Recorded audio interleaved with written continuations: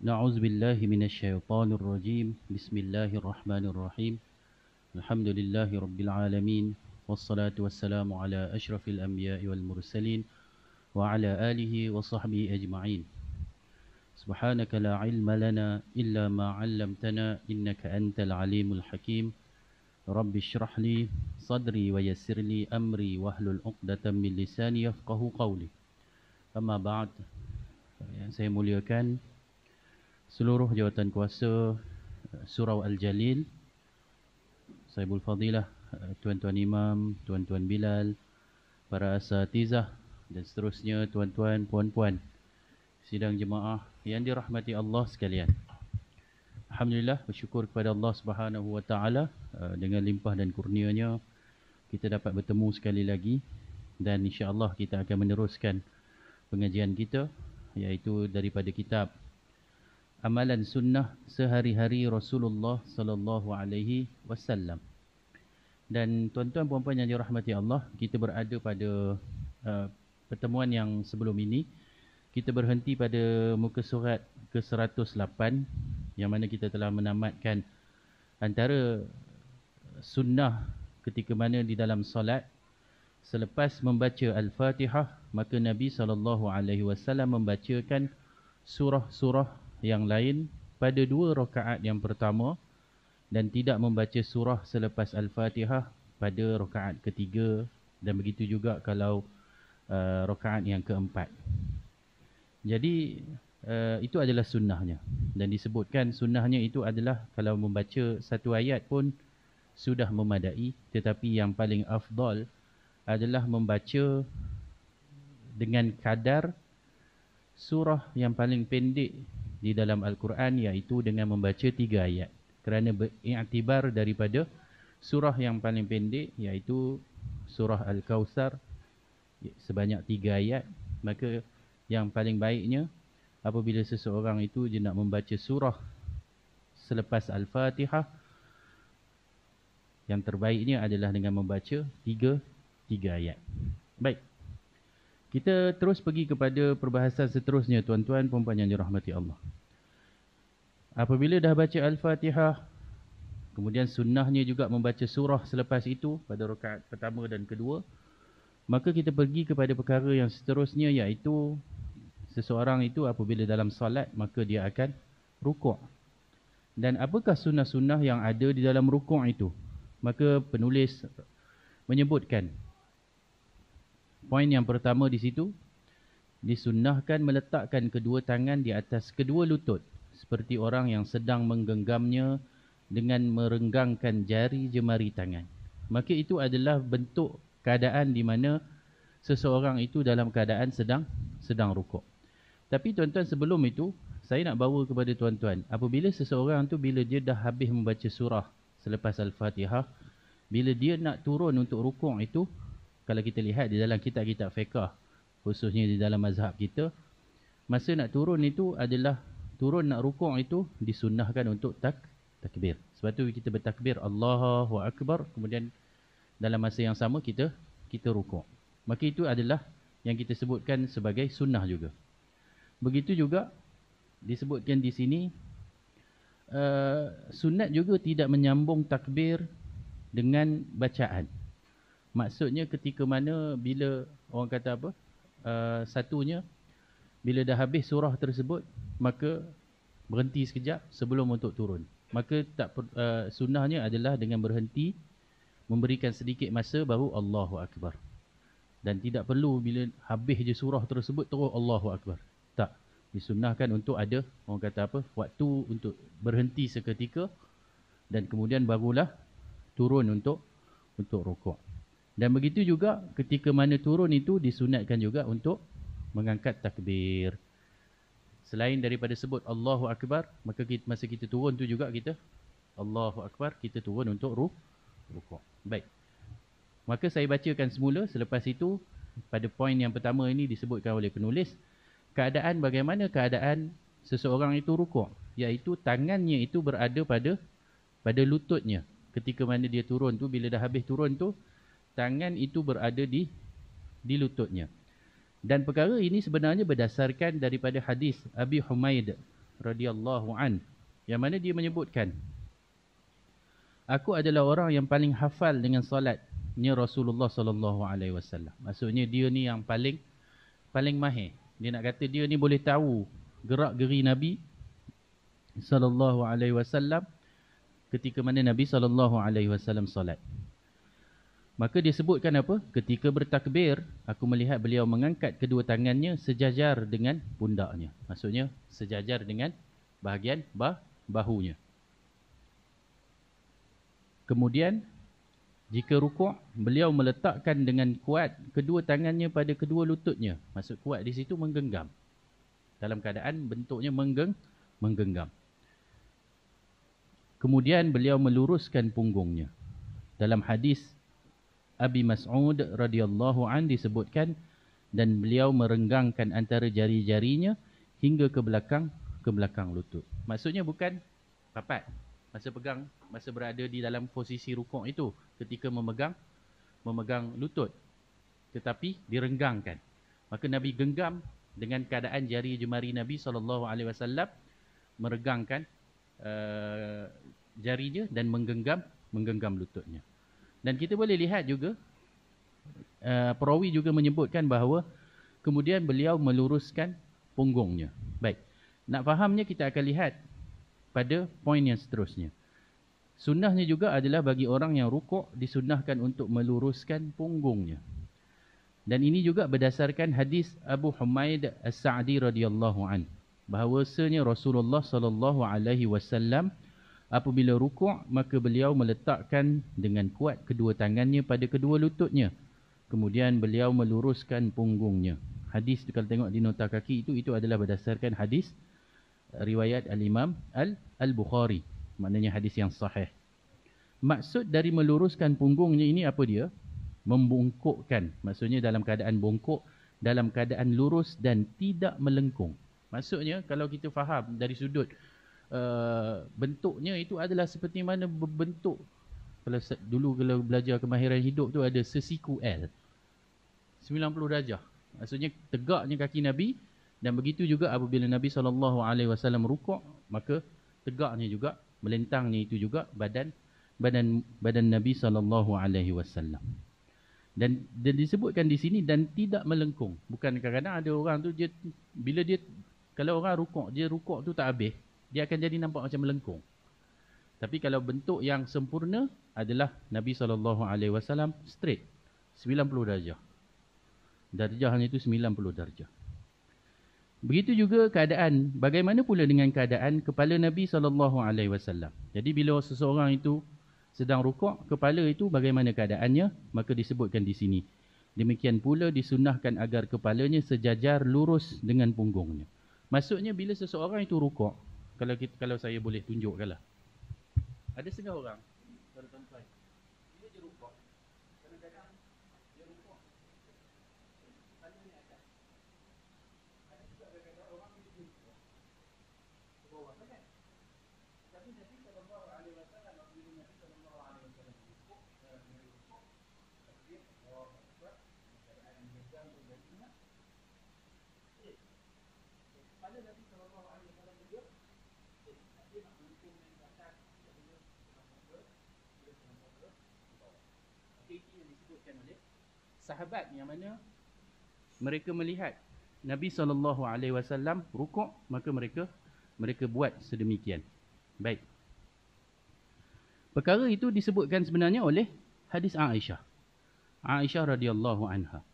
Jadi tuan-tuan perempuan yang dirahmati Allah, kebanyakan fiqh-fiqh Nabi SAW ini, kadang-kadang kita boleh lihat yang antara yang banyak meriwayatkannya adalah Aisyah. Sebabnya satunya sebab Aisyah isteri Nabi. Jadi banyak kehidupan Nabi SAW Aisyah dapat lihat. Jadi sebab itu apabila selepas kewafatan Nabi SAW, para sahabat banyak berjumpa dengan Aisyah. Dia nak tanya ini, tanya itu. Maka Aisyah radhiyallahu anha akan ceritakan. Sebab apa? Kadang-kadang ada perkara-perkara yang mana para sahabat dia tak tahu. Sebab perkara itu berlaku di dalam rumah Nabi SAW. Maka mereka datang bertanya kepada isteri-isteri Ummul Mukminin yang lain. Tanya kepada Aisyah, ada juga tanya kepada Hafsah dan sebagainya. Maka dalam kes ini nak menunjukkan bagaimana keadaannya kepala Nabi SAW dalam keadaan rukuk itu berdasarkan hadis Aisyah riwayat Muslim. Dan dalam hadis tersebut Aisyah radhiyallahu anha berkata menggambarkan tentang rukuknya Rasulullah SAW dan apabila beliau rukuk maka beliau tidak mengangkat kepalanya dan tidak menundukkannya, akan tetapi di antara keduanya. Maksudnya tidaklah kepala itu didongakkan dan tidak juga kepala Nabi SAW itu terus tertunduk sehingga melihat kepada orang kata apa? Jari-jari kaki. Tak. Keadaan kepala Nabi SAW di antara keduanya. Baik. Itu keadaannya, bagaimana keadaannya Nabi SAW rukuk. Poin yang seterusnya tuan-tuan. Lihat di sini. Ketika rukuk disunnahkan untuk menjauhkan kedua sikunya dari kedua sisi lambungnya. Hadis ini berdasarkan hadis Abu Mas'ud radhiyallahu an yang telah disebutkan sebelumnya. Dan di dalamnya disebutkan juga, maknanya hadis Abu Mas'ud yang kita baca sebelum ini, ada juga menyebutkan juga tentang bagaimana keadaannya tangan Nabi ketika mana rukuk tersebut. Satu tadi, Nabi merenggangkan jari jemarinya dan juga mencengkam kepala lutut. Tapi bagaimana pula keadaan tangan-tangan yang lain ini? Maka disebutkan di sini. Kemudian rukuk dan menjauhkan kedua tangannya serta meletakkan kedua telapak tangannya pada lututnya dengan merenggangkan jari-jarinya. Lalu dia berkata, demikianlah aku melihat Rasulullah SAW melaksanakan solat. Baik. Dalam hadis, dia punya term ataupun istilah yang digunakan adalah al-mujafat. Apa maksud dia? Menjauhkan. Akan tetapi, disebutkan di sini, dalam hal ini disyaratkan jika tidak mengganggu orang yang berada di sampingnya. Sebab tidak selayaknya orang yang solat melaksanakan sunnah namun mengganggu orang lain yang juga sedang melaksanakan solat. Sebab itu Al-Imam Nawawi rahimahullah berkata tentang al-mujafat ini, saya tidak mengetahui adanya perbezaan pendapat dari seorang ulama pun mengenai disunnahkannya hal tersebut. Sementara Al-Imam Tirmizi meriwayatkan dari para ulama tentang disunnahkannya hal tersebut ketika rukuk dan sujud secara mutlak. Baik, apa yang dimaksudkan dengan Nabi SAW menjauhkan kedua sikunya ini adalah dalam keadaan sedang rukuk itu tuan-tuan.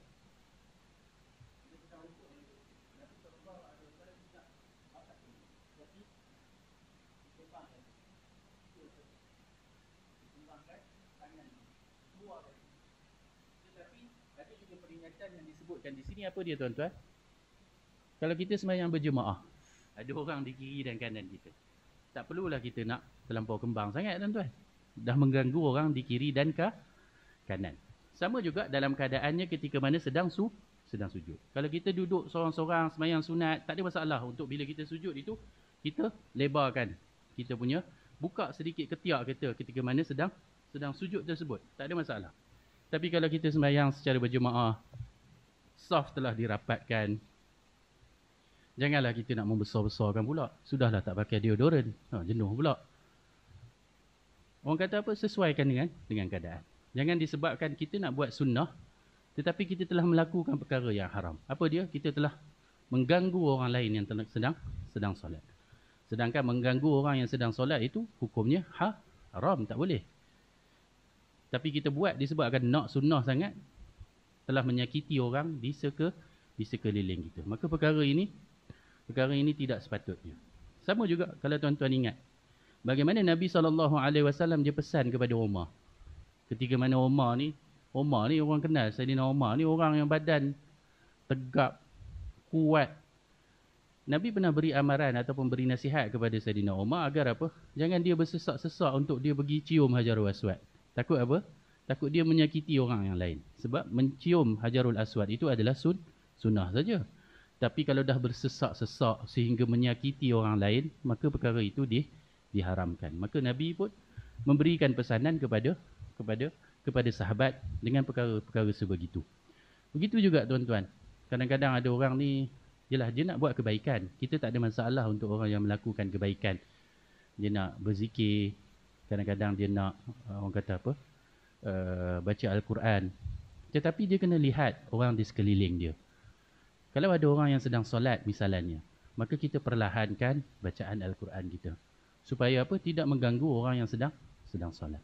Begitulah juga keadaannya apabila kita, contoh orang yang jadi imam. Sebab tu bila kita belajar, antara sunnahnya bila Nabi SAW, bila dia dah habis solat, dia akan toleh ke belakang untuk melihat keadaan makmum bagaimana.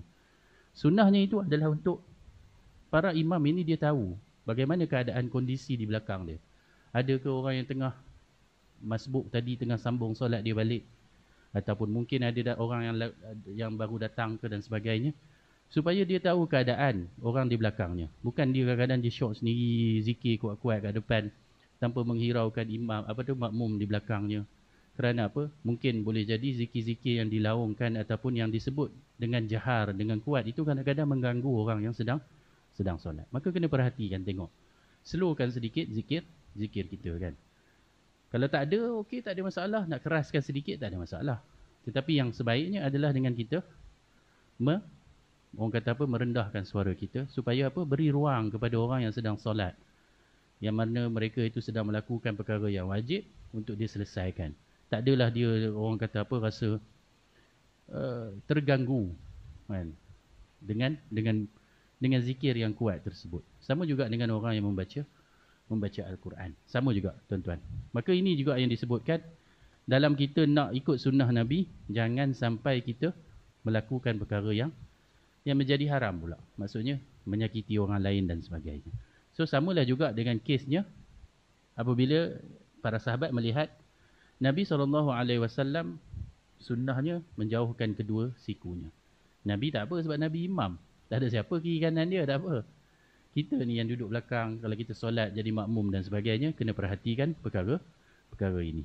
Baik, seterusnya, poin yang seterusnya. Dalam rukuk disunnahkan membaca zikir-zikir yang telah diajarkan oleh Nabi SAW.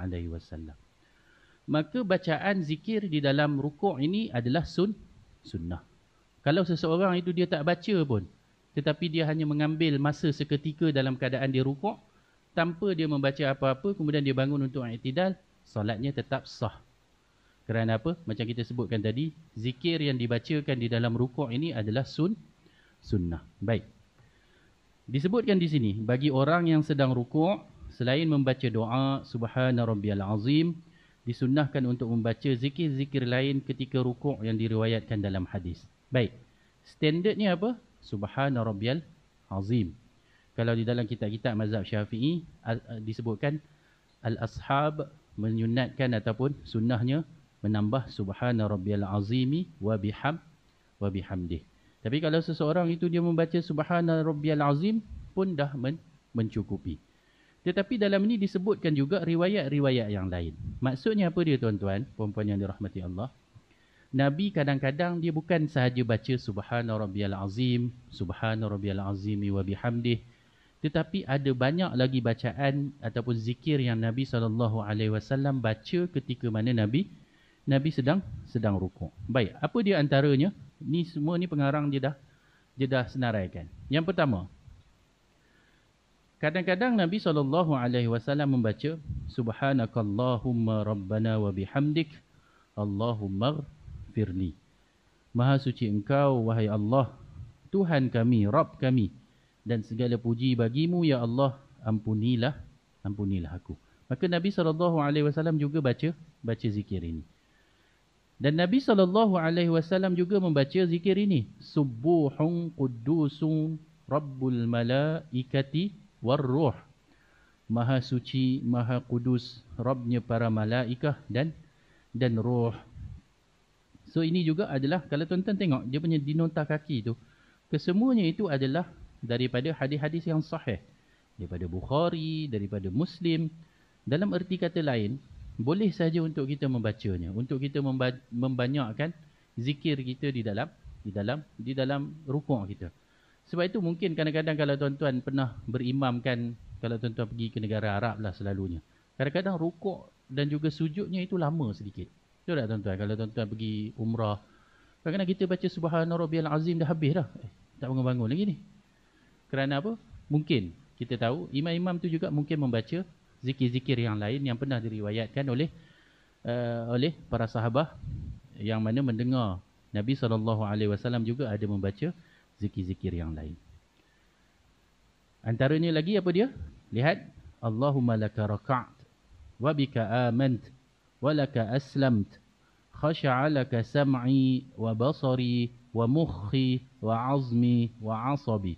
Ya Allah, kepadamu aku rukuk, denganmu aku beriman, kepadamu aku berserah diri, pendengaranku patuh dan tunduk kepadamu, begitu pula penglihatanku, otakku, tulang-tulangku dan otot-ototku kesemuanya. Ini makna dia. Hadis riwayat Muslim. Maksudnya daripada Sayyidina Ali. Maksudnya Ali mendengar Nabi SAW membaca zikir ini. Ada juga Nabi SAW dia baca apa? Subhanazil jabaruti wal malakuti wal kibriyai wal azamah. Maha suci zat yang memiliki kekuasaan, kerajaan, kebesaran dan keagungan.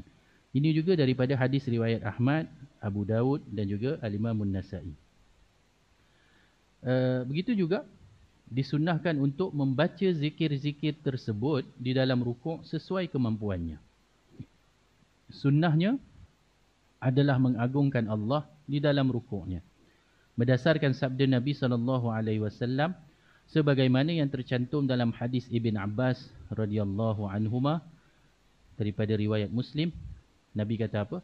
Fa'ammar ruku' fa'azzimu fihi ar-rabb azza wa jal. Nabi kata, adapun dalam rukuk, maka agungkanlah Rabb. Sebab tu tuan-tuan lihat, kebanyakannya kesemuanya zikir-zikir ini semuanya mengagungkan Allah Subhanahu wa ta'ala. Subuhun qudusun rabbul malaikati warruh. Allahumma laka raka'tu wa bika amantu wa laka aslamtu khasha'a laka sam'i wa basari wa mukhi wa azmi wa asabi. Begitu juga subhanazil jabarut wal malakut wal kibriyai wal azamah. Kesemuanya ini nak menunjukkan zikir untuk mengagungkan Allah Subhanahu wa ta'ala. Maka tuan-tuan, bila kita dah tahu apa yang dibacakan, maka sesekali kita tukar bacaan kita tu. Kekalkan subhana rabbiyal azim, subhana rabbiyal azimi wa bihamdih. Sesekali kita tambah dengan zikir-zikir yang lain. Kadang-kadang kalau kita boleh, mungkin kita hafal, minggu ni kita try hafal yang pertama dulu. Subhanakallahumma rabbana wa bihamdik Allahumma gfirli. Kita amalkan tu. Mungkin next time ada masa kita hafal zikir yang lain. Subuhun qudusur rabbul malaikati warruh. Kemudian kita ada masa lagi kita hafal, kita amalkan pula yang lain. Dan kalau boleh, kalau kita masa solat itu, kita baca kesemuanya sekali. Maksudnya kita, at least dalam kehidupan kita tuan-tuan, kita ada baca apa yang Nabi SAW baca. Mungkin sebelum ini kita belajar, kita tahu Subhana Rabbiyal Azim je. Tapi banyak lagi sebenarnya Nabi SAW baca. Maka sesekali kita tukar untuk kita mendapat sunnahnya. Iaitu at least orang kata, aku pernah baca zikir ni dalam ketika mana aku sedang rukuk. Baik. Disebutkan juga, lihat pada muka surat ke-112, disebutkan di sini, yang lebih utama adalah senantiasa membaca lafaz-lafaz yang diriwayatkan dari Nabi SAW yang telah disebutkan tadi. Maka yang lafaz-lafaz yang kita bacakan tadi daripada sumber-sumber yang sahih, maka inilah yang dimaksudkan. Maka kita lazimi zikir-zikir ini. Baik. Seterusnya tuan-tuan, bila dah habis saja rukuk, saya tambah sedikit tuan-tuan. Disebabkan bila rukuk ini perlu adanya tamak-ninah. Kita tak bincang tamak-ninah kat sini sebab apa? Sebab tamak-ninah rukun. Sebab yang maudhu' kita, perbahasan kita daripada kitab ni sunnah, betul tak? Cumanya saya nak sebutkan sedikit. Dalam rukuk kita ada tamak-ninah. Dan tamak-ninah ni rukun. Maksudnya apa? Seseorang itu perlu rukuk dalam keadaan kadar ada masanya. Bukan rukuk bangun terus. Sebab itu ada sebuah hadis Nabi SAW tentang musi orang yang mana solat dia itu tak lengkap. Yang Nabi tegur tu. Nabi suruh dia solat balik. Sehinggalah kali ketiga baru Nabi SAW tunjukkan. Sebab Nabi kata, kamu tak solat balik. Sebab Solatnya itu adalah seperti mana? Patukan ayam. Bangun naik, bangun naik. Tidak ada tomak ninah. Dan di dalam mazhab kita, kadar tomak ninah itu bagaimana? Kadarnya adalah dengan kadar seseorang itu menyebutkan subhanallah. Dia rukuk, subhanallah, bangun. Itu dah kira tomak ninah. Tapi sunnahnya adalah dengan membaca inilah zikir-zikir inilah. Tapi kalau seseorang kata, kalau ada orang dia malas nak baca apa-apa. Jadi tapi tomak ninah perlu untuk dia laksanakan. Maka kadarnya adalah sekadar bacaan subhanallah. Kemudian boleh bangun. Tidaklah rukuk terus bangun, sujud bangun. Tuan-tuan ingat tak tuan-tuan? Di Indonesia, solat tarawih tu tuan-tuan, 21 rakaat boleh selesai dalam berapa 10 minit ke berapa? Express tu tuan-tuan. Kalau tuan-tuan tengok macam mana bacaannya, alhamdulillah, amin, tunduk, bangun, tunduk. Tapi masalahnya ramai orang ikut tuan-tuan. Itu boleh dikatakan itu bukanlah satu solat yang mana seperti mana yang Nabi SAW tunjukkan. Laju betul tuan-tuan. Orang solat ni nak rehat betul tak tuan-tuan? Kan? Orang solat ni nak rehat, nak tenangkan hati. Sebab tu bila Nabi SAW bila dia sebutkan kepada, bila masuk waktu solat, Nabi sebut kepada Bilal, arihna, rehatkan kami wahai Bilal. Maksudnya apa? Suruh Bilal azan, tunggu waktu solat. Solat itu adalah qurratu ain, Nabi sebut. Adalah penyejuk mata. Orang maksudnya apa dia tuan-tuan? Kita sebagai orang mukmin ini, solat ini sebenarnya adalah bukan sebagai beban. Kalau orang mukmin yang faham betul-betul apa itu solat, solat ni sebenarnya dia adalah merehatkan kita. Kita dah penat seharian buat kerja, kena marah dengan bos, macam-macam lah kita kena kat pejabat dan sebagainya. Kerja ini tak siap, kerja ini bertambahlah lagi dan sebagainya. Tiba-tiba azan, masuk waktu. Sebenarnya itu adalah waktu rehat. Sebab tu kalau orang dia merasakan solat itu beban, maksudnya tak betul tu. Maksudnya kefahaman dia terhadap solat, terhadap ibadah silap. Sebab Nabi kata solat itu qurratu ain, penyejuk mata, untuk kita relax, untuk kita rehat.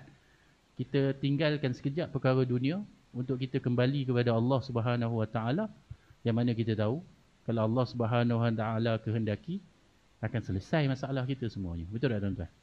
Maka perlu dalam beribadat ni kita kena ada mentaliti yang sebegitu. Kita tak sepatutnya melihat perkara ini adalah sesuatu yang membebankan. Samalah adik-adik ni pun dengar kan. Lama ayah suruh solat, bukan solat itu membebankan, tapi solat itu nak rehat. Penat buat kerja sekolah, rehat, solat, doa pada Allah Subhanahu Wa Taala. Minta lepas ni baca buku boleh faham cepat. Lepas ni ada kerja sekolah boleh selesai cepat. Minta kepada Allah Subhanahu Wa Taala. Baik. Kita bincang tadi tentang tamak ninah. Sebab dia adalah rukun. So kadarnya adalah sekadar dengan bacaan subhanallah. Itu dah kira seseorang itu telah melakukan tamak ninah. Walaupun dia tak baca zikir-zikir yang kita sebutkan tadi. Yang seterusnya tuan-tuan, apabila dah rukuk, maka akan terus bangun untuk i'tidal. Maka ini yang disebutkan sebagai sunnah-sunnah ketika bangkit dari rukuk. Baik. Apa dia tuan-tuan? Antara sunnahnya adalah memanjangkan rukun ini. I'tidal itu lama. Tuan-tuan sama juga kalau tuan-tuan ada pengalaman buat umrah ke apa, lama i'tidal ni kalau dia ni. Kita pun tanya apa benda baca imam ni. Kita tak tahu. Sebab kita ni hanya sami Allah liman hamidah, Rabbana walakal hamd je, kita tahu itu je. Tapi kalau tuan-tuan lihat, ada banyak sebenarnya zikir-zikir yang dibacakan oleh Nabi SAW. Baik. Memanjangkan rukun ini. Apa yang dimasukkan di sini oleh penulis? Hal ini berdasarkan hadis Thabit Al-Bunani dari Anas radhiyallahu an. Dia berkata, sesungguhnya aku tidak memendekkan bacaan dalam solat mengimani kalian seperti mana aku melihat Rasulullah SAW solat. Mengimami kami. Perawi berkata, Anas melakukan sesuatu yang aku tidak melihat kalian melakukannya. Apabila dia mengangkat kepalanya dari rukuk, maka dia berdiri tegak hingga seorang berkata dia lupa. Maksudnya seolah-olah lama Anas berdiri tu. Sehingga orang kata, dia ni lupa nak turun sujud ke? Maksudnya begitu. Dan apabila dia mengangkat kepalanya dari sujud, maka dia pun diam hingga seorang mengatakan dia lupa. Maksudnya duduk di antara dua sujud tu pun orang ingat dia lupa ke nak bangun ke apa ke dan sebagainya kan. Baik. Ini yang disebutkan. Makanya di dalam i'tidal tersebut ada sunnahnya apa dia? Membaca doa Rabbana walakal hamd dengan lafaz yang berbeza-beza. Berbeza-beza. Antaranya kesemuanya ini tuan-tuan ada dalam hadis. Maksudnya terkadang dibaca dengan Allahumma Rabbana walakal hamd. Boleh juga dengan membaca Allahumma Rabbana lakal hamd. So tak ada waw kat situ, tak ada wa kat situ. Ataupun Rabbana walakal hamd. Ataupun Rabbana lakal hamd. So yang membezakan di sini adalah waw itu sendiri, wa. Maka penulis menyebutkan di sini, kalau tuan-tuan tengok di nota kaki, kesemuanya itu adalah daripada hadis Al-Bukhari, maksudnya hadis yang sahih. Maka disebutkan di sini, jadi disunnahkan untuk membaca yang ini sesekali dan sesekali membaca yang lain. So sama juga keadaannya. Sunnah ni kadang-kadang kita baca ini sebab ada sabit Nabi baca dalam bacaan yang sebegini. Tak pun kadang-kadang kita baca dengan bacaan yang lain. Baik. Itu yang disebutkan ketika mana sedang i'tidal. Baik.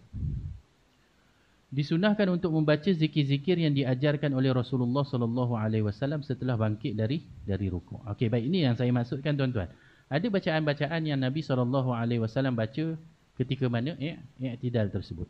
Apa dia? Di antara zikir yang disyariatkan setelah bangkit dari rukuk adalah seperti berikut. Antaranya Nabi sallallahu alaihi wasallam baca apa? Rabbana lakal hamd mil'us samawati wal ard wa mil'u ma syi'ta min syai'in ba'd ahlas sana'i wal majd ahaqqu ma qala al 'abd wa kulluna laka 'abd Allahumma la mani'a lima a'taita wa la mu'tiya lima mana'ta wa la yanfa' dzal jaddi minkal jadd. Wahai Tuhan kami, segala puji bagimu sepenuh langit dan bumi serta sepenuh sesuatu yang engkau kehendaki setelah itu. Wahai pemilik pujian dan kemuliaan yang paling layak untuk diucapkan oleh seorang hamba dan setiap kami adalah hamba bagimu. Adalah ya Allah, tidak ada penghalang untuk sesuatu yang engkau beri dan tidak ada pemberi untuk sesuatu yang engkau halangi. Serta tidaklah bermanfaat kekayaan bagi pemiliknya kerana darimulah kekayaan itu berasal. Hadis riwayat Muslim. Maksudnya itu yang menjadi i'tidal tu panjang sikit tu tuan-tuan. Kadang-kadang ini yang antaranya yang Nabi SAW bacakan. Tetapi tuan-tuan, yang antara yang famous ataupun yang masyhur, apa dia bacaan dia selepas Sami Allahu liman hamidah, kemudian kita sebut Rabbana walakal hamd ataupun Allahumma Rabbana walakal hamdu, maka bacaan yang lain adalah Alhamdulillah hamdan katsira tayyiban mubarakan fi. Ini yang masyhur, yang mungkin ramai yang buat ataupun ramai yang membacakannya. Iaitu segala puji bagi Allah, pujian yang banyak, baik dan mengandungi keberkahan padanya. Dan berdasarkan apa yang dibaca ini ataupun zikir ini, sebabnya Nabi SAW pernah bersabda tentang lafaz ini. Yang mana ketika mana Nabi solat, kesnya begini, ketika mana Nabi SAW solat, bila bangun daripada i'tidal, ada di kalangan sahabat yang membaca perkataan ini. Alhamdulillah hamdan katsira tayyiban mubarakan fi. Jadi lepas habis solat, Nabi tanya siapa yang baca perkataan ini ataupun zikir ini. Lepas tu ada yang sebut saya, wahai Rasulullah. Kemudian Nabi kata apa? Laqad ra'aitu isnai asyara malakan yabtadirunaha ayyuhum yarfa'uha. Aku melihat ada 12 malaikat saling merebut siapa di antara mereka yang lebih dahulu untuk mengangkat perkataan ini ke langit. Nak menunjukkan bahawa ada kelebihan daripada bacaan ini. Jadi tuan-tuan, sebahagian ulama melihat perkara ini adalah antara perkara yang mana ada orang kata, ada sebahagian ulama dia menyebutkan dalil ini nak menunjukkan boleh untuk seseorang itu mereka-reka ataupun dia membuat zikir yang baru. Kan? Sebab Nabi tak ajar benda ni, tapi Nabi dengar dalam solat, kemudian Nabi kata ada 12 malaikat merebut-rebut untuk membawa perkataan ini untuk naik. Tetapi ada sebagian ulama dia kata tak boleh juga. Sebab hal-hal berkaitan dengan ibadah ini selalunya dia memerlukan kepada dalil. Sebab kalau disebutkan sekiranya kaedah sebegini digunakan, maka orang akan bermudah-mudah untuk dia mereka-reka sesuatu. Sebab zaman Nabi, ada Nabi untuk approve benda ni. Kan? Para sahabat buat, Nabi approve. So itu dah dikira sebagai satu syariat. Sebab Nabi kata jangan buat, tak ada Nabi kata jangan buat. Ataupun Nabi halang, betul tak tuan-tuan? Sebab bila berlaku perkara ini, Nabi tahu dan Nabi approve benda tu. Kalau sekarang, kalau ada orang buat sesuatu, mungkin ibadah yang baru dan sebagainya, siapa nak approve tuan-tuan? Maksudnya seseorang itu mungkin dia telah melakukan perkara-perkara baru di dalam agama. Itu satu perbahasan yang lain lah. Tetapi zikir ini warid. Maksudnya boleh untuk seseorang itu baca ketika mana dalam keadaan sedang i'tidal. Baik. Begitu juga hadis ini diriwayatkan oleh Muslim. Kita habiskan sedikit tuan-tuan, muka surat selepasnya itu 114. Hadis ini diriwayatkan oleh Muslim dari hadis Anas dan Al-Bukhari dari hadis Rifa'ah bin Rafi'. Yang mana Nabi SAW menyebutkan, Allahumma tahhirni bis-salji wal barad wal ma'il barid. Allahumma tahhirni minaz zunubi wal khataya kama yunaqqa thawbul abyadu minal wasakh. Ya Allah, bersihkanlah aku dengan, orang kata apa, dengan salji, embun dan air yang dingin. Ya Allah, bersihkanlah aku dari segala dosa dan kesalahan sebagaimana baju yang putih dibersihkan dari kotoran. Tambahan lafaz ini tercantum di dalam hadis Abdullah bin Abi Aufa pada riwayat Muslim.